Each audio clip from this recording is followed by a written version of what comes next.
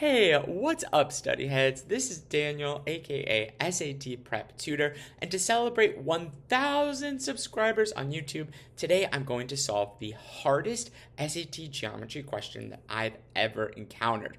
If you are worried about geometry on the test, including concepts like surface area, creating your own equations, manipulating those equations, and factoring, this is the question for you. And you've got to have these concepts locked in if you want that high score, because the SAT often reuses concepts that it tests in practice. Before you watch me solve this problem, let's see if you can give it a try on your own, and I bet we're going to get it right together. Let me know what questions you'd also like to see in future videos in the comments below. Let's do it. Let's tackle question number 21 from SAT Practice Test 4 together. This is definitely the harder math module, and you'll see why in a second. Two identical rectangular prisms each have a height of 90 centimeters. The base of each prism is a square, and the surface area of each prism is k centimeters squared. The prisms are glued together along a square base. The resulting prism has a surface area of 92/47k centimeters squared. Why does the SAT choose numbers like this? What is the side length in centimeters of each square base? Now, anytime I have a geometry question, the first thing I always want to do is draw what I have. I'm told I have identical rectangular prisms that have square bases. So let's start by drawing that. The base is a square. The length and width of a square is the same. And then it has a long height that looks something like this. I don't know what these side lengths are, right? Because I don't know what the square side lengths are. So I'm going to call the length S, I'm going to call the width S, and I'm going to call the height 90 because it's the height of 90 centimeters. We have to be really careful when we label our sides. I have a second prism that is identical to this one, and they're glued together along this square base right here. And what that might look like if I were to draw them both out is something like this. I'm going to make it a little bit smaller for scale, something like that. And then on this front, I'm gluing it right there, right? I have another prism that's going to start maybe over here, and it's going to go to this square base, and these are glued together. Well, what does that mean? What that means is that the surface area is not going to just be 2 times the surface area of one prism. It means that the surface area is going to be 2 times minus what's being glued together because it's no longer on the surface.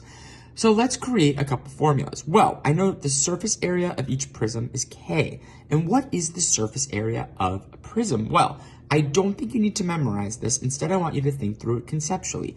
It has 2 square faces here and here. I'm just going to draw all of these out over here. Square 1, square 2. It's also going to have 4 rectangular sides that are identical. 1, 2, 3, 4. Now I know that the short sides are S, the long sides are 90, and the short sides over here are S as well. So the surface area, which is equal to K, I'm told that in the problem, is going to be equal to S times S twice. S times S here and S times S here. So 2S squared plus 4 90 times S.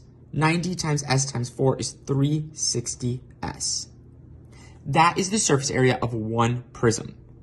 Now, the surface area of both prisms glued together is 92/47k. But that's not just equal to this squared. What it's equal to instead is this. 2 times 2s squared plus 360s. I'm going to say that's 2k, right? Because I know that that's defined as k.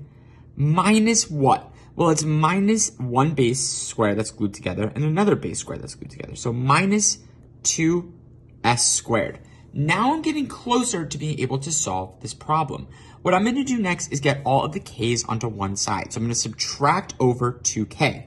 But I can't just subtract a 2. I need to get it with the same denominator. So I'm going to multiply the top and the bottom by 47. It's going to give me 94/47. I'm going to subtract that over and get negative 2/47k is equal to negative 2s squared. Okay, I can cancel out the positive sides on both, and that's pretty cool. What I want to do now is I'm going to multiply that 47 onto the other side. I'm going to get 2k is equal to 94s squared. I can divide both sides by 2. K is equal to 47s squared. Where am I going to go now? Well, I actually know how k is defined. So I'm going to plug this value back in. I'm going to bring it up here. Boom. I'm going to do 47s squared is equal to 2s squared plus 360s. Why did I choose to do it that way? Because now I only have s's on both sides and I can solve for s. I'm going to subtract over 2s squared. Remember, I can only add or subtract like terms. 45s squared is equal to 360s. I can cancel out an s on both sides.